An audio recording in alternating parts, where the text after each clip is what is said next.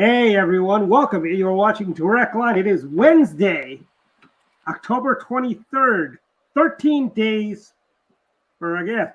away from Election Day. And hopefully in 2 Wednesdays from now, we'll be celebrating. Welcome to our show. We have Governor Ehrlich and First Lady Kendall Ehrlich. Governor Allen is having some technical issues. He will join us shortly, but in his place, we've got former campaign staffer of the George Allen campaign, old friend of mine from the old days, Ben Markey, resident of Talbot County, Maryland. He didn't like living in, he didn't like the freedoms of West Berlin, so he came over to East Berlin, climbed over the wall to go the other way, you know. And we got our host today, our Mark Unkefer and myself. Welcome, everyone. So I think we should cover for Governor Allen and say that he's out campaigning and he's meeting with constituents and he's on his way. But Dwight, as you've talked about it, topic number one, topic A is the election is just under 2 weeks away. Gov, what do you see as the state of play right now? Well, we have more information on Pennsylvania than any other state. As you all know, we have been there a bunch this fall, both with regard to the Trump campaign, the McCormick campaign, and the Susquehanna University Riverhawks. So last week we were there 4 days. So we have a pretty good insight, Mark, into what's going on the ground. And just one observation, we're not going to repeat what the daily news is. Obviously, there's a lot of support, a lot of momentum for the Trump campaign. But we can tell you that we have seen and experienced, we have seen and experienced a lot of good work by the Republican Party, a lot of targeting, the kind of horsepower we haven't seen in the past, the number of volunteers, especially targeting low propensity voters. Last time we lost Pennsylvania, I think by 80,000 votes. The folks in Pennsylvania are determined not to lose that state again. The central committees, the McCormick campaign, House race committees, all of them together have done a spectacular job in getting those low propensity voters back to the polls and also registering. Turning Point is everywhere, especially on the college campuses. So there's a reason we're doing so well in Pennsylvania. It's not just policy. It's not just fracking. It's not just the contrast between the records, but it's also the party doing its job. That's encouraging to know. It's interesting. One of the areas that had been a change since 4 years ago has been the increase in registration. Republicans in Pennsylvania are much stronger. So I guess that's just one indicator of the organizational effort that you've described. And I think what a big sign. They've netted 400,000 votes, 400,000 registrations. Welcome, Governor Allen. Thank you. There we are. Okay, welcome. Thank you. You were out campaigning, so we understand. Yeah, because we're that's our story. That's our story for you, and we're sticking to it. All right. Let me get this thing. I got to do it on my phone. Okay, we'll keep talking. All right. There we are. It's all good. Yeah. All right. Yeah. Hello, Governor Bob. Hey, Gov Allen, we were just talking about Pennsylvania. Kendall and I have been there a lot. Let's hear about Virginia. I know when the Democrats are worried about Virginia, that's a good sign nationally. So what's the deal? Well, our main race is in Virginia. A poll just came out for the 2nd Congressional District, which is the Eastern Shore of Virginia, which borders Maryland. Virginia Beach is the biggest jurisdiction where I'm at right now. Chesapeake, Isle of Wight, Smithfield, Suffolk, that area has Jen Kiggins up by 1 and Trump down by 2. This poll generally skews a little bit to the left. So they're usually 2 to 5% more Democrats. So I would actually be surprised if Trump won Virginia, but I think it's going to be much closer than it was in 2020. I've been in Southwest Virginia and Western Virginia with Jason Miari's on our 4th annual RV tour. And obviously, Southwest Virginia, West Blue Ridge, South Side, it's going to go strong, very strong for Trump. But our big fight here is the 2nd Congressional District, which has had it's slipped back and forth time after time, and it's kind of a bellwether. The 7th Congressional District in Virginia, it's an open seat, and that's supposedly close as well. So, if we want to hold a house, we got to hold this 2nd Congressional District here in Virginia, and that's where most of our political activities have been. Generally speaking, my view is Trump's going to win this election if it were held today. I think he's going to win all these border states where the open border matters, like Arizona, Nevada, with the killing of the young University of Georgia nursing student in Georgia. That's going to be, I think he's going to win Georgia. I think he's going to win North Carolina. And then, Bob, if you think you're positive in Pennsylvania, that's hit.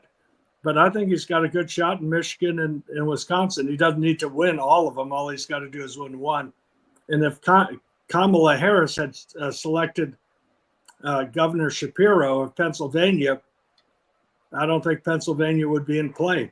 But well, let me just, Kendall and I have heard a bunch of thoughts along that very line. We've been told dozens of times by Republican operatives in Pennsylvania that it would have been a very high mountain indeed if he was on the ticket.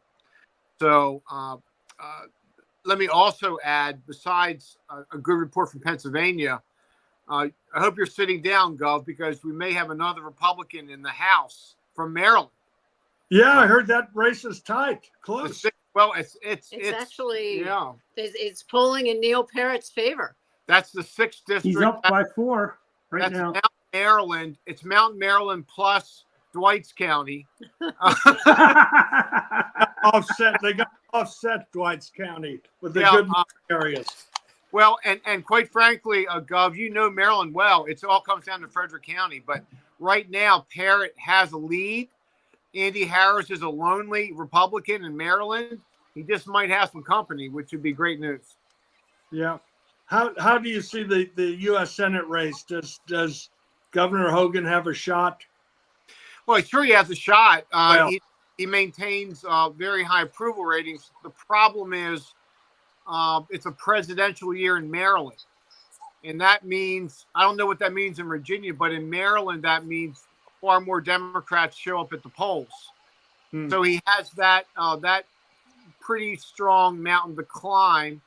Right now, it's certainly a single-digit race. I haven't seen any recent polls on that. But obviously, Trump at the top of the ticket is also difficult in a state like Maryland because he's not going to be competitive here. Yeah, that's a shame.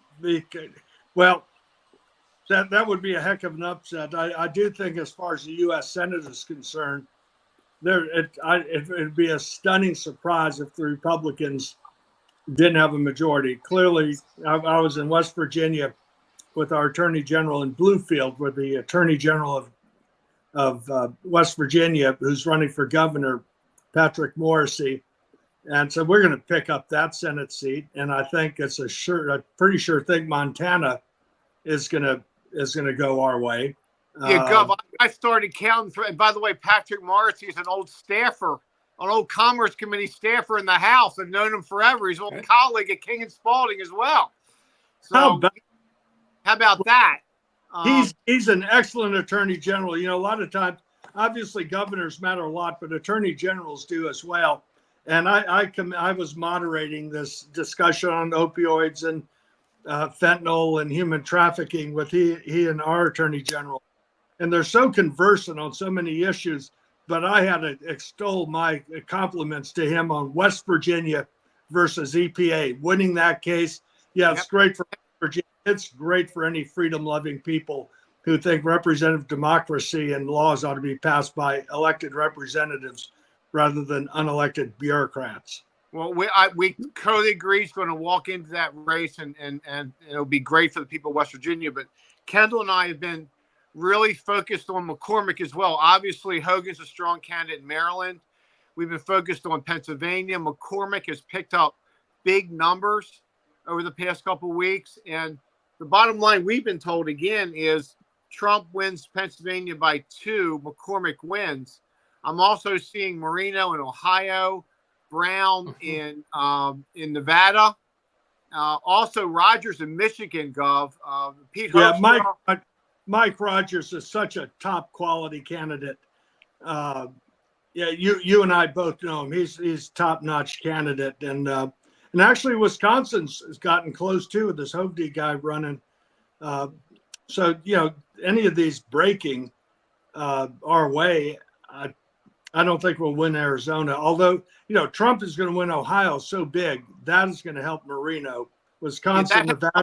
And the calculus in Ohio, my friends out there told me months ago, if Trump wins 8-10, Marino's got a shot. Well, it looks like Trump's going to win 8-10 in Ohio.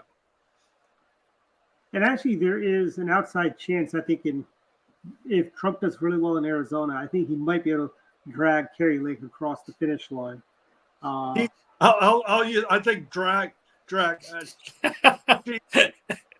Okay, Paul, how is Paul better?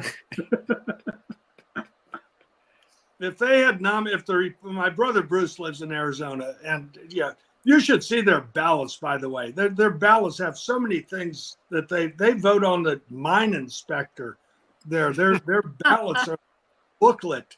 But if they had nominated Robeson, she would have been following Ducey rather than that. I'll use the word lackluster one they nominated. But the top of the ticket matters clearly in these presidential elections.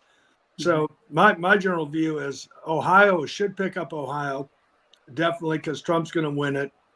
And Mike Rogers, I think, such a solid person. I think he can win as well. That we do have a couple who are really close. Florida and Texas are now. Trump's going to win Florida big, and he's going to win Texas big. But Scott in Florida and Cruz in Texas are really, really close. And I think that's more personality than policy. That could Very be. true. I just want Kendall has been with me in Pennsylvania for much of the summer and fall, and we've gotten to know McCormick well. And he is just a top-notch candidate. You recall he lost the primary last time, and the speculation was he would have beaten Fetterman. So, what do you think? Yeah, he would have. That I think we're doing this direct line afterwards. If he had been the nominee, he would have beaten Fetterman. Even people People say. Yeah. Well, Very much. Pennsylvania don't like people from New Jersey coming into. Well, the most telling sign was how the reception President Trump got in Bucks County, Pennsylvania. Bucks County is not a bedrock red county. It's a purple to blue county. It's a Philadelphia suburb, and the fact that he got such a great reception there, that's a telling sign that the Democrats are in real trouble. One of our football families is from Bucks County, and they've been reporting that it's just a totally different feel this time around than last. And that they feel that the county may go it may very well go for Trump. And Gov and Dwight and Mark, Kendall and I were in Johnstown probably 6-8 weeks ago for the Trump rally. And Gov, you should have seen the presence of organized labor. They're not going to be lied to on fracking again. They're not buying the latest line. So when you look at Pennsylvania and you see fracking as sort of that issue in Western Pennsylvania, it's a local issue. It's a international issue, national security issue, but it's a local issue there, right? And then you look at Michigan. We talk about Michigan, the automobile industry, and the cheap imports waiting to come in from China, and the EV mandates. I mean, again, a local issue, a national issue, but a local issue as well. And it's just playing out the right way in these blue wall states. Yeah, the two things you bring up. One, the EV mandate is a prime example and when I've given a lot of speeches on this RV tour. The one question, if you want people to know on a personal level, the difference between conservatives and liberals, or Republicans and Democrats, is a simple question: who should decide what kind of car you drive? Whether it's clean diesel, battery, hybrid, corn from a jar, compressed natural gas. And everyone says me rather than the government. Mm-hmm. And the fact that the Democrats are continuing to push that they're going to, again, I'm not against electric vehicles, but let free people in a free market decide. And that's a big issue everywhere. Of course, in Pennsylvania, that's a big issue. Michigan. And then in Pennsylvania, when you're against fracking, it's like when Trump had his signs in West Virginia, Trump digs coal and gas. That's how they fund their schools and their services in those communities. And that's how in all the shops and stores and restaurants, all when energy producing areas are producing energy, those are boom times for those small towns. And if you're against that, you're against funding everything that runs their local economy, from the private sector to the public schools. And I don't think, generally speaking, I think people look at Kamala Harris and Walz as not trustworthy, as vacuous. It's a reverse of the Reagan question. You just talk to people who are not politically obsessed and follow every jit and toddle and tweet and so forth. They just think, and they just sense they were better off 4 years ago than they are now. Groceries are more affordable, gasoline, the economy, and the border was secured. And they just don't think, that right direction, wrong direction, or right track, wrong track. Most people think we're on the wrong track. And Kamala Harris is just a continuation of policies that they don't like. Then you add, which I think is a great idea, I wish Trump did it his first term, is he's got Elon Musk is efficiency in government. That is, for most normal people outside of the DC area or government workers, that is a great idea. It's like Ronald Reagan's Grace Commission. And I think Elon Musk, of all the celebrities, I think he's a great one for people who want to see change and want to have a government that's responsive to the people rather than just looking out for their own interests. Well, I'm sitting next to a big RFK fan who read his book very early on, my dear, right? I am, and he adds an interesting issues as well regarding our health and regarding healthcare. I love what he's saying. I've experienced some of the issues that have come from those things, and I'm really excited to see what he can do. I think that the country needs to get healthier for sure. We need a better, healthier workforce. It's interesting. You guys are talking issues, and it strikes me that the big disconnect in this race has been that the Democratic strategy has been to avoid issues, but to focus just on the message of, Trump is bad, Trump is evil. She's not Trump. That she's not Trump. And as Republicans have picked up traction over the last couple of weeks, I think then by a number of metrics, is that an issue that's come? Is that the lack of issues and the focus that Republicans have had on issues? Is that really what's changing the direction of the race? I think. Let me just comment. I think that people are ignoring the personality issue this time around for a couple of reasons. What issue? One is the personality issue. I think that one is the issues themselves, but the other is, I think, after watching an assassination attempt and also seeing Trump handle himself a little differently. The McDonald's was just brilliant, fantastic. He's been on some shows where he's really shown his personal side. If you saw him on Gutfeld and a couple other things, I think that people are letting go of the quote unquote harshness of his personality, if you will, because they're seeing a little bit of a different side, but they're hurting financially. I think the pocketbook is really coming through in this election. I disagree respectfully with my wife. It happens a lot in our house. I think the people that don't like him don't like him. What I see differently is last time, even though it was frustrating for everybody on this call, we knew they were going to sell Amtrak Joe. And we also knew that image, that narrative was viable, despite all the woke stuff, all the progressive stuff coming out of his mouth. And Gov, you served with him. You knew that the Senator Joe was just a Eastern liberal. He wasn't progressive, just an old line Eastern liberal. They sold that. They sold Grandfather Joe, Amtrak Joe, Reasonable Joe. And against the quote unquote mean tweets and all that, it worked.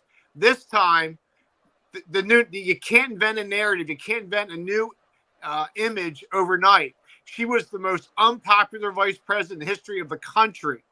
You just can't, at a whole cloth, invent that sort of Amtrak Joe that worked last time.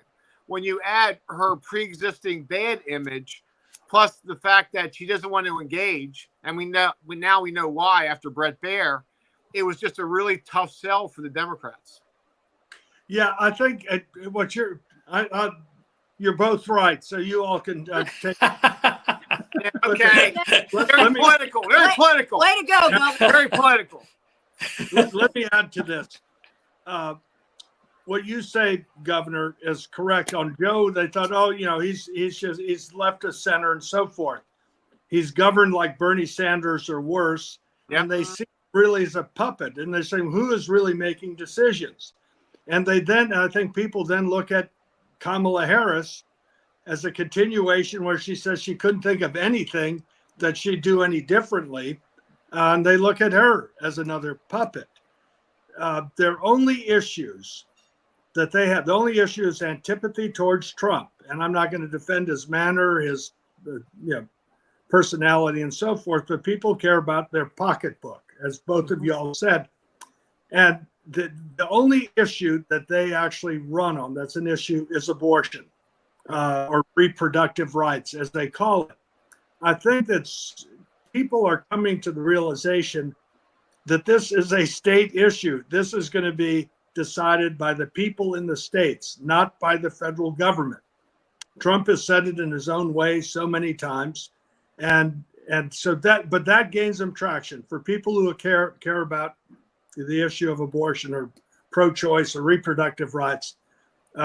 They have that, but it's not going to overcome people's concern about the economy, kitchen table issues, the price of groceries, and safety with this open border. And I think most people realize that the only reason things have gotten clamped down at the border is that the Democrats realized they're getting killed in the polls with it. And instead of doing it right at the beginning, they changed everything that Trump was doing with a border wall, stay in Mexico, remain in Mexico, all of that. And now people are concerned that the Democrats are trying to get these illegal immigrants to vote.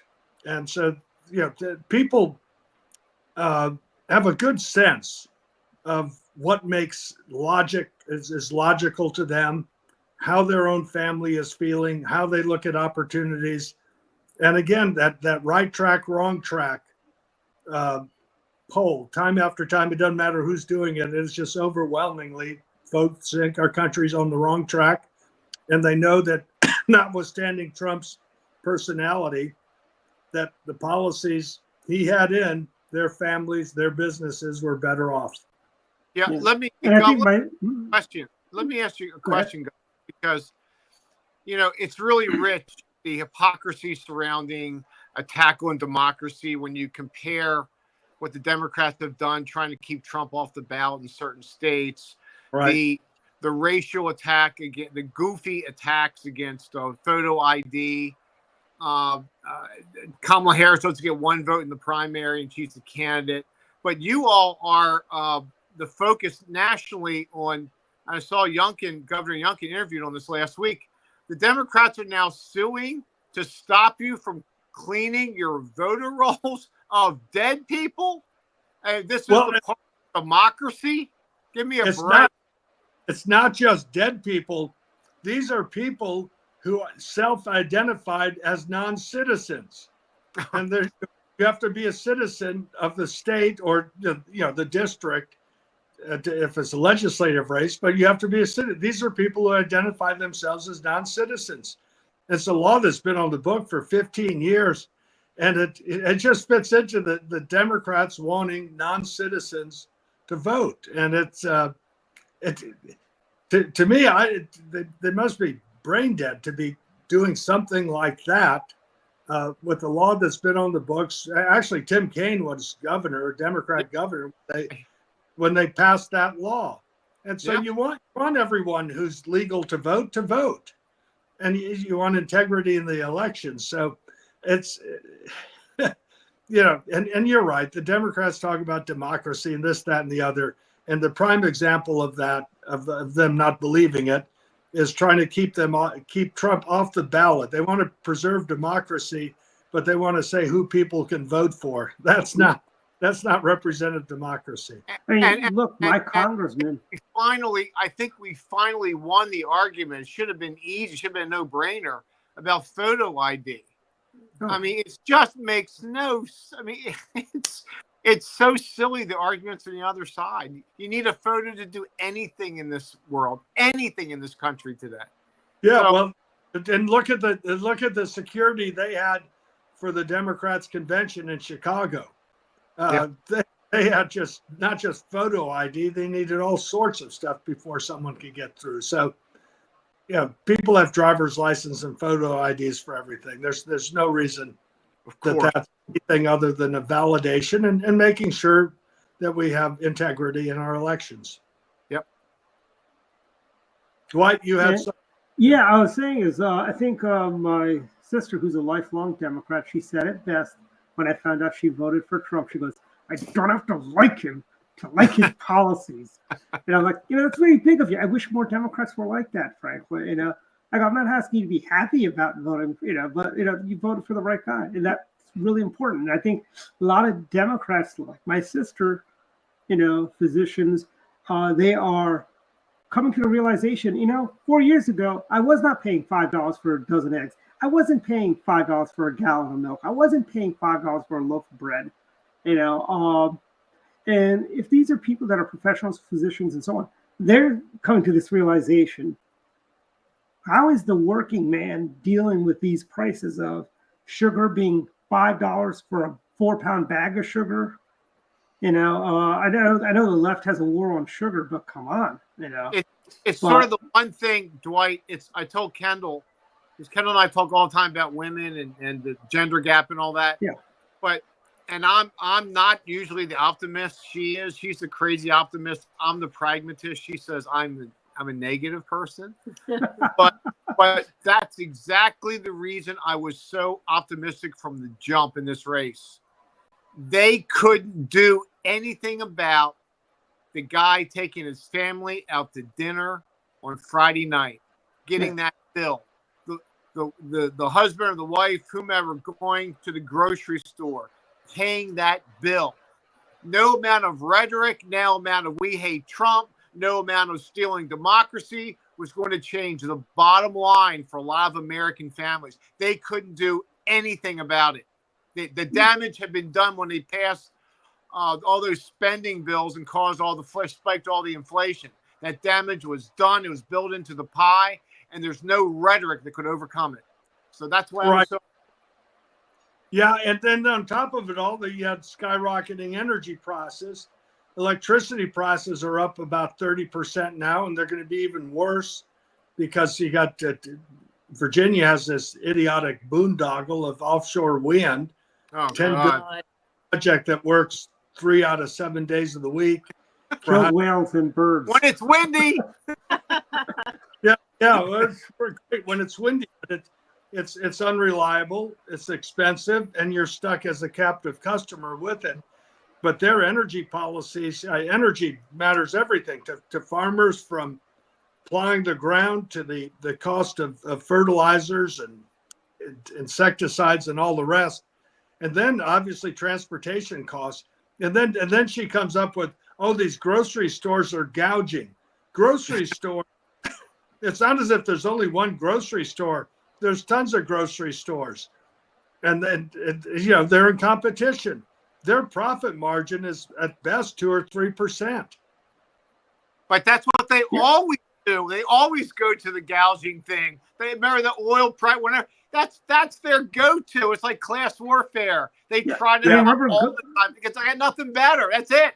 That's the playbook. Remember, Gov, their new hero, Dick Cheney, was responsible for raising all those gas prices. Remember that? That war criminal? That's Governor Allen's friend. I think that's Governor Allen's friend, I think.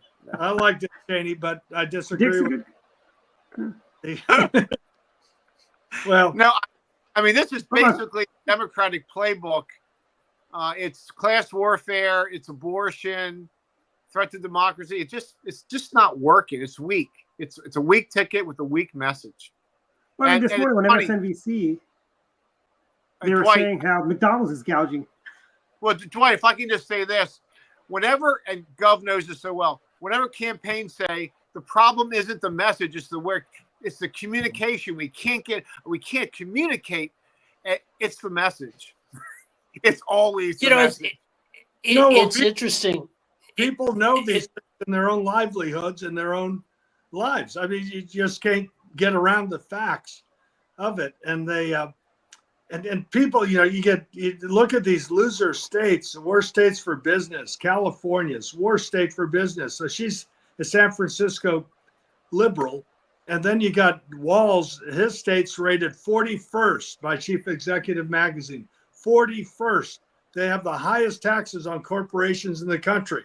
Now, they're losing population, not as bad as New York and New Jersey and Illinois and California, but they're losing population. Who wants this being imposed on the rest of our country? What you want to emulate is Texas and Tennessee and Florida and, states like that are North Carolina, Arizona, states that are booming with lower cost of living, lower cost of doing business, affordable, reliable energy, right to work laws, and all the rest. And these folks, by the way, when they talk about jobs, it's always union jobs, as if you're not in a union, it's not a real job. But I do think that the big unions, the bosses, may be for the Democrats, the rank and file folks, they see how how their dollar doesn't go as far as it did before. And they like someone who'll be on their side. Yeah. Although it was interesting to watch the back and forth today between Waltz and the head of the Teamsters, because Waltz suggested that the Teamster leader was uninformed, and he got a pretty strong pushback from I forget the name of the president who kind of questioned that. So it's an interesting environment to watch the union leaders and the Democratic nominees go back and forth with each other. Let me just touch upon that issue, because as someone who's dealt with unions for a long time, far more actually probably than Governor Allen. When you look, and I separate the micro from the macro.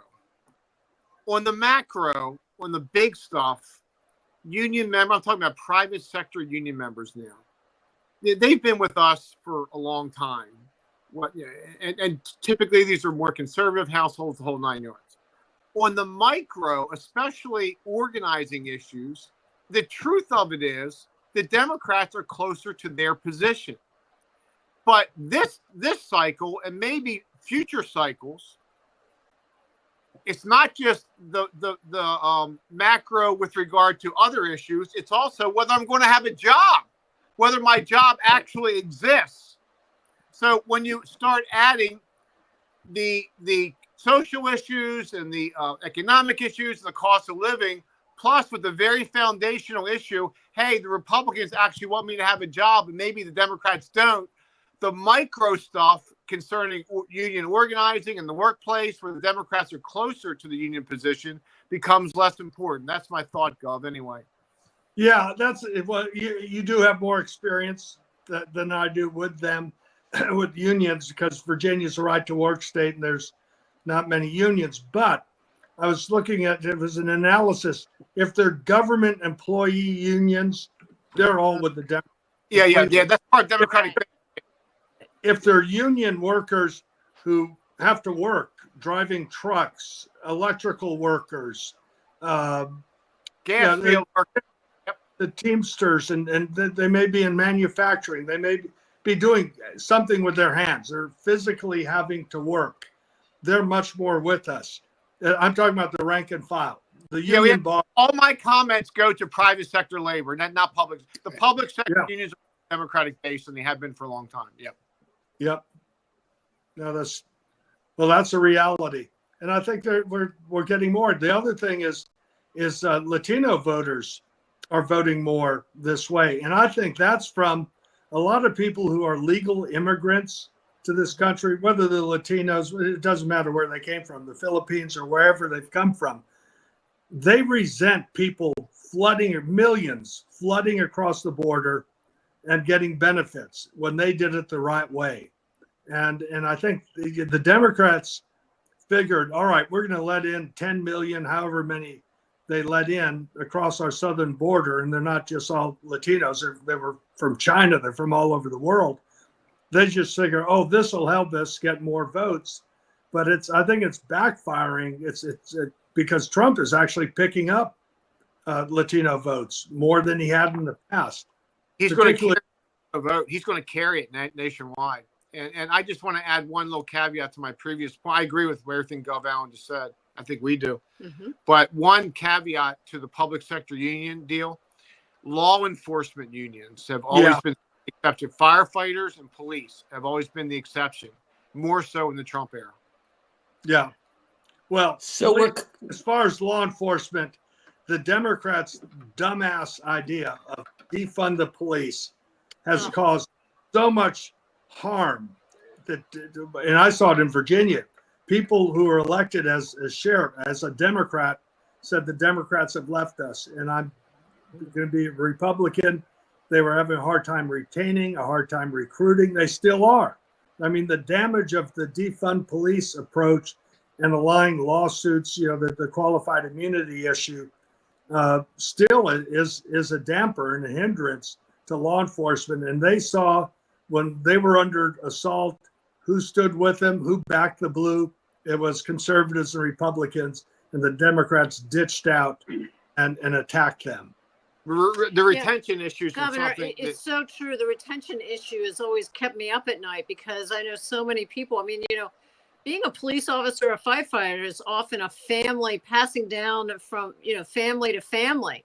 And the other thing is the training. I mean, training of those types of jobs is complicated. It takes on the job training. It takes a feel. And with the loss of great experience means that training is going to be a real long-term issue. And that's a real problem. And then, of course, the other issue for those of us that have been in the criminal justice system is, cash bail, no cash bail. And that is just absurd. The bail system has worked forever in our criminal justice system, and it needs to get back to where it belongs. You're even seeing in places like New York City, San Francisco, LA, these prosecutors, and all these lenient laws that you can steal up to $950 and it's not a crime, and all of this, and businesses are leaving certain areas. There's a backlash, even in these Democrat voting areas, that, hey, wait a second, this is not working. There does need to be accountability. There is an objective difference between right and wrong, and we expect, and you don't have anybody other than the government generally for law enforcement. Sure, you can have your security guards, but ultimately, people need to be held accountable. And this criminal apologist approach that is taking over with some of these prosecutors and laws, my view is people are coming around to our way of thinking again after they see the harm done by these lenient, liberal, dangerous policies. And these are not accusations or allegations brought by us against them. Just look at what Walsh and Harris have said over the years. I mean, just look at their statements, their public pronouncements, their policies. It's what they stand for. So we're coming up towards the normal end of we started a little late tonight, but I think it's appropriate for us to remind people that the polls are about to open, right? So Yeah, Thursday. in Maryland, tomorrow, Thursday the 24th, the polls for early voting are opening. Forgive me, Governor Allen, you guys don't have early voting. No, they do. Yeah, we do. We have very early They voting. got a month. They have a month of voting. Okay. And I've already voted. I voted on October 10th, or Okay. I ballot in. But What's next? Labor Day? I mean, come on. Jeez. what, Bob? What's next? Labor Day? I mean, it's so out of hand. It's voting season, and I know you feel the way I do. And I'm glad you voted early, but some of this stuff's really out of hand. No, it's absurd with it. But and you know, there's elections with this early voting, and actually that Pennsylvania Senate race with the early voting in Pennsylvania with Fetterman. After seeing Fetterman, I wonder how many people would have voted the same way. And I'm speculating, but you know, and there's things that happen, but that's the law in Virginia when the Democrats running the legislature and the governor, and they had early voting and mail-in voting and automatic absentee ballots, mail-in ballots being sent to you. If that's the rules, I'm going to abide by the rules. And the folks in Maryland and Cumberland and the mountain part of Maryland need to get out and vote. Mm-hmm. Picking up a seat would really be fantastic, as well as obviously keeping the Eastern Shore seat. Yeah, which is going to happen. Do the Ehrlichs have plans to go back to Pennsylvania in the next 2 weeks? The Ehrlichs are in Pennsylvania. It's our second home. Every weekend, Every we're weekend there. for college football, let alone. But we do, in fact, Kendall's going to be as part of the election integrity team for Trump. I'm awaiting instruction. Bay wants to take about that. Yeah, I'm going to be in a now currently undisclosed location somewhere around Philadelphia, and helping assist them. Even as a non-resident attorney, I can do something to help in that regard for the integrity of the election, and I'm going to be on that team. Looking forward to doing that. Hopefully, it'll be such that it won't be so necessary as it was in the last election. And the folks that I've done some training with are really competent. They're really on their. Whoa, we lost him. Oh. I was going to say, I can speak for Kendall that the RNC has put in a great new system, very integrated system where people have requests and whatever, they can share information and the lawyers can respond. So we've improved things quite a bit from 4 years ago. What I would say to Kendall, it's great to have the lawyers there, but they better have security in Philadelphia as well. Philadelphia has been notorious for irregularities, let's say, and undoubtedly some other things that go on with the voting there, because there weren't any Republicans to watch it, and so it's great that Kendall will be there as a lawyer, but I hope they'll have some security around them as well, because you can get into some intimidating, threatening situations. Absolutely. Well, thank you. You're the. Sorry. I was going to say you're the last man standing. So welcome and thank you for joining us. Yeah. And by the way, Mark, I know why the Ehrlichs left, because they were on their way to Missoni's. Okay. For yes. dinner, and you gotta get to Missoni's, early, because it's you don't want to be waiting for a couple of hours for your meal. All right. Well, okay. Fine. Not that you would. Thank you very much. It's been great having you. Good night. Bye. Being with you. Adios.